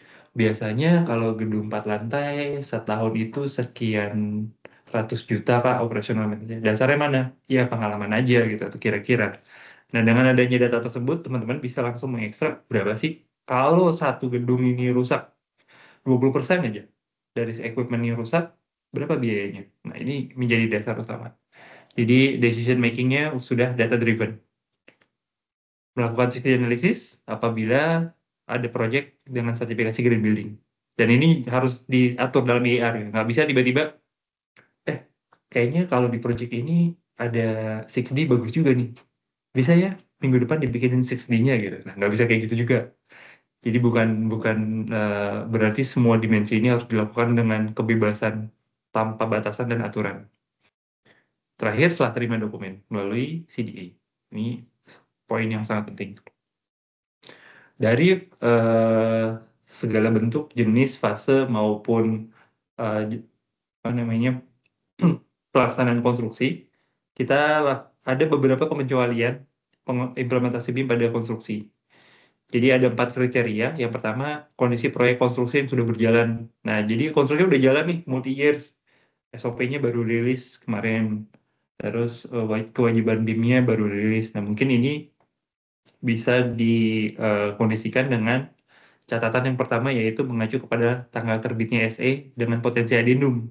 Misalnya masih lama, proyeknya 6 tahun, baru berjalan 2 tahun, nggak ada kebutuhan BIM, lalu tengah-tengah muncullah SE, wajib BIM, SOP bahwa proyek ini masuk kategori wajib BIM. Nah, bisa diadendumkan bahwa proyek yang sudah berjalan 2 tahun ini dengan sisa masa yang 4 tahun akan datang harus mengimplementasikan BIM. Jadi bukan berarti, oh ya udah kita udah jalan dari 2018, belum ada SE, belum ada SOP, jalan aja terus, bukan berarti seperti itu. Ya. Lalu ada kondisi proyek konstruksi tanpa BIM di perencanaan. Nah, di perencanaan ada BIM, di konstruksi tiba-tiba ada BIM. Ini gimana? Sama. Lihat juga ke poin nomor 1 gitu. Catatannya adalah bisa diadendum. Nah, untuk yang nomor 2 dan nomor 3, proyek penanggulangan bencana yang harus cepat gitu. Jadi lebih bisa jadi lapangan udah jalan dulu nih, paralel sama shock drawing-nya. Itu yang beberapa informasi yang saya lihat. Karena ini penanggulangan bencana kan, supaya memitigasi, meminimalisir timbulnya korban, lapangan udah jalan. Apa yang harus dilakukan untuk mencegah dampak yang lebih luas akibat timbulnya bencana, itu harus dilakukan dulu. Gitu. Gambar bisa paralel. Dan proyek beautifikasi. Nah, di sini lebih ke kebijakan CDE untuk ketersediaan data. Jadi, silakan proyek berjalan untuk penanggulangan bencana dan kondisi beautifikasi, tapi data-data terhadap proses pelaksanaan, produk-produk atau output yang dihasilkan, baik gambar kerja, perizinan, proses approval dari equipment atau material, itu disimpan di dalam CDE secara terstruktur. Ya, mungkin 3D modelnya belum kekejar nih, belum memungkinkan untuk diimplementasikan di sini. Tapi data-data tersebut terhadap proses pelaksanaannya harus tersimpan secara terstruktur. Baik, Saya kembalikan ke Mas Isan terkait penerapan BIM di tiap sektor. Terima Ya. kasih. Terima kasih Mas Rizka. Bentar. Bentar,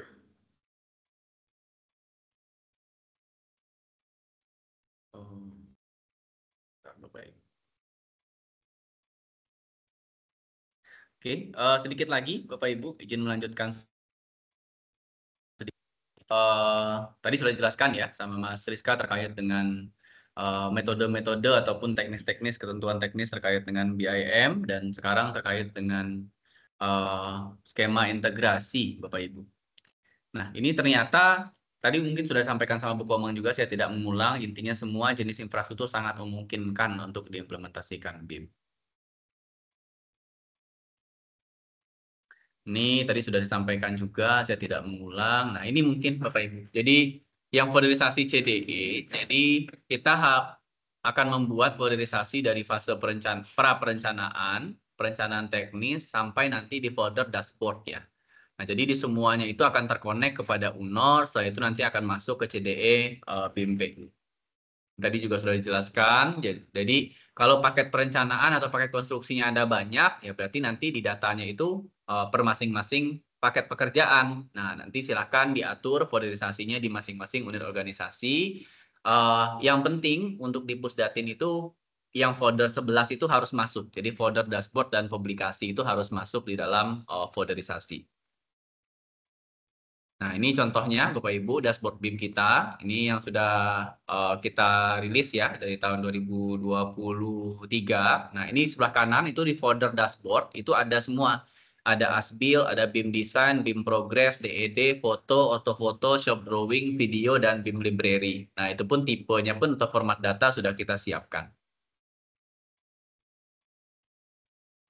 Selanjutnya, nah, ini tadi keluaran ya, tadi sudah dijelaskan panjang lebar sama Mas Rizka terkait dengan fase perencanaan, konstruksi, sama fase PHO. Itu sudah ada semua, mulai dari keluaran-keluarannya masing-masing fase, dari perencanaan sampai di PHO nanti. Jadi kalau di fase PHO itu ada berita acara penyelesaian, garansi material, hasil uji material, laporan BAST, BIM model LOD 500, BIM library, dokumen lesson learn, dan juga ada federated model BIM-nya. Jadi ini semuanya output-nya per masing-masing fase apa gitu ya. Nah, ini sudah kita siapkan di dalam SOP ini. Nah, ini yang banyak jadi diskusi Bapak Ibu ya terkait dengan anggaran BIM. Ini kita diskusinya sangat banyak sekali terkait dengan ini. Apa kelebihan, apa kekurangan, apa masalah gitu ya. Dan di dalam SOP ini sesuai dengan arahan pimpinan dan juga sudah disepakati oleh para pimpinan, kesimpulannya adalah seperti ini Bapak Ibu. Jadi dalam implementasi BIM di fase perencanaan, semua komponen biaya BIM itu dimasukkan di dalam komponen biaya personil atau tenaga ahli dalam fase perencanaan yang mengacu kepada Kepmen nomor 524 tahun 2022 ataupun komponen biaya langsung untuk BUJK mengacu kepada Inkindo. Nah, ini untuk fase perencanaan. Untuk fase konstruksi, nah ini sudah disepakati dan sesuai dengan arahan pimpinan juga, komponen biaya personil dan tenaga ahli, perangkat lunak, perangkat keras sudah termasuk dan menjadi satu kesatuan dalam nilai kontrak, Bapak Ibu. Jadi ini sudah dalam satu kesatuan untuk anggaran BIM. Jadi kalau ada pertanyaan terkait dengan anggaran BIM, insya Allah ini finalnya yang sudah kita sepakati bersama dan sudah sesuai juga dengan arahan pimpinan di Kementerian PU, Bapak Ibu. Dan untuk komposisi ya dan jumlah kebutuhan di masing-masing tenaga ahli beserta biayanya diatur secara terpisah oleh masing-masing unit organisasi. Jadi Bapak Ibu secara keseluruhan kita sudah membuat skema baik dari fase perencanaan sampai sedetail-detailnya sampai fase handover BIM itu seperti apa, harapan kita ini dapat diimplementasikan di ranah infrastruktur di Kementerian PU, di Balai dan juga di direktorat masing-masing. Nah, untuk komponen BIM, yang penting itu ada dua. Yang pertama harus ada yang manage, yang kedua harus ada yang produksi, gitu ya. Harapannya jangan sampai satu orang manage, satu orang produksi. Jadi satu orang ngerjain dua kerjaan ini atau dua tugas ini. Jadi harus ada satu-satu nih, produksi sama manage. Baik itu misalnya paketnya kecil, produksinya 1 orang saja, manage 1 orang, dan yang manage itu juga di-combine dengan site manager gitu ya, enggak, itu aturan dari masing-masing konsultan ataupun kontraktor. Jadi yang produksi ini tetap harus ada. Atau ada aturan lagi mungkin di masing-masing unit organisasi, jumlahnya, kalau paketnya 500 miliar harus segini, paket 100 miliar harus seperti ini, silakan Bapak Ibu. Di SOP ini kami hanya menekankan harus ada yang melakukan produksi model, harus ada yang melakukan manage model gitu ya. Jadi minimal itu ya 2 orang gitu yang harus ikut di dalam implementasi BIM di fase proyek ini. Nah, ini kita juga sudah mengeluarkan juga Bapak Ibu surat edaran juga dari Pak Kapus Datin terkait dengan spesifikasi hardware pendukung BIM ya, mulai dari produksi BIM-nya, CPU-nya berapa, GPU, OS, SSD, baterai dan lain sebagainya. Jadi kolaborasi dan CDE kita juga sudah siapkan juga spesifikasinya. Nah, ini software-softwarenya. Jadi kita software ini juga kita sudah siapkan. Yang penting bisa melakukan pemodelan 3D. Baik Bapak Ibu nanti ada yang berbayar atau yang sekarang juga banyak yang open source juga. Silahkan Bapak Ibu. Yang penting dapat mengejar sesuai dengan kebutuhan kita yang ada di CDE. Jadi dapat mendukung implementasi BIM 3D sampai 5D ya. Dan juga mendukung analisa integrasi model, mendukung pengolahan data foto, mendukung implementasi augmented reality, dan juga mendukung pengolahan dashboard BIM. Nah, ini yang BIM Library tadi, Bapak Ibu semua. Jadi BIM Library itu merupakan repositori digital yang kita laksanakan sudah hampir 6 bulanan ini, yang kedepannya kita akan konekkan dengan LPSE, insya Allah rencananya tahun depan.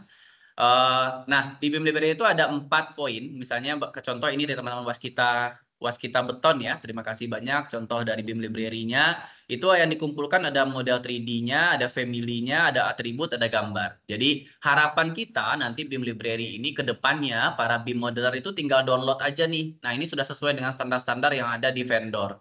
Nah, BIM Library itu minimal terbagi 2. Yang pertama BIM Library dari proyek, yang kedua BIM Library dari manufaktur.